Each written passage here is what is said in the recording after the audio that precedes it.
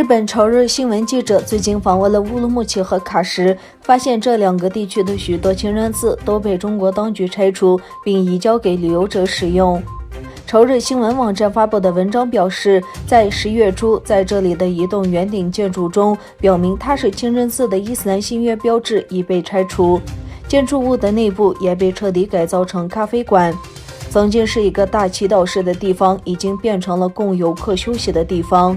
消息人士称，这家咖啡的经营者是来自广东省的汉族人。他在重建曾经是礼拜堂的地方后，于2019年5月开始运营。一位当地居民显然对喀什的清真寺被改建成餐馆和休息区感到不安。这位居民说：“我们害怕在家庭外面祈祷，所以我们所有人都聚集在家里祈祷。”该报告还包括澳大利亚研究所 ASPI 的研究。该研究表明，东突厥散南部和北部80%的清真寺由于各种原因被摧毁。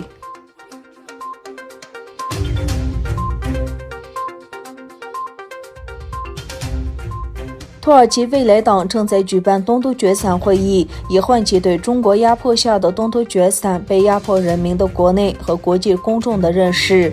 未来党主席、前总理达乌提欧卢、未来党副主席乌兹达格和未来党外交事务主任叶尔德摩出席了会议，并发表讲话。该会议口号是“世界起立，土耳其政府无声，东突厥散并不孤单”。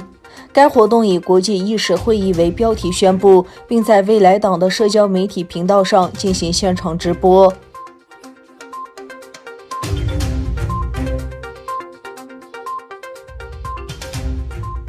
为反制美国，北京加速出口管制立法。中国13届全国人大常委会第22次会议17日表决通过出口管制法，增设了反制条款，并将源代码和算法等列入管制范围，同时建立管控黑名单。面对美国的技术出口的风度，北京快速通过出口管制法作为反制。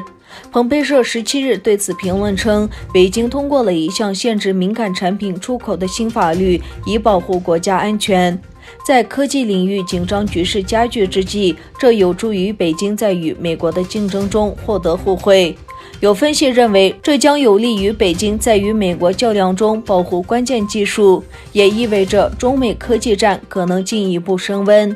中美关系的恶化导致华盛顿对华为技术有限公司、字节跳动有限公司的 TikTok、腾讯控股有限公司的微信和中信国际等多家中国公司采取了行动。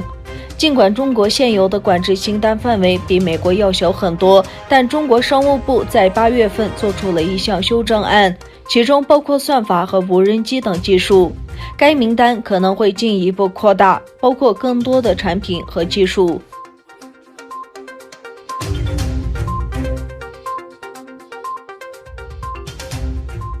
伊朗宣布，联合国对伊朗武器禁运于18日解除。伊朗外交部在一份声明中说，截至今天，针对伊朗武器运输、其他有关活动和金融服务的限制举措，以及此前实行的关于禁止部分伊朗公民和军官进入或过境联合国成员国的禁令，已经全部自动解除。2015年7月，伊朗与联合国安理会5个成员国和德国达成伊朗核问题全面协议。根据协议，伊朗承诺限制其核计划，国际社会解除对伊朗制裁。随后，联合国安理会通过第2231号决议，对伊朗核协议加以核可。根据第2231号决议，对伊朗的武器禁运2020年10月18日终止。然而，单方面推出伊朗核协议的美国政府随后又在联合国发号施令，要求无期限延长对伊朗武器禁运，除非安理会做出解除禁运的新决议。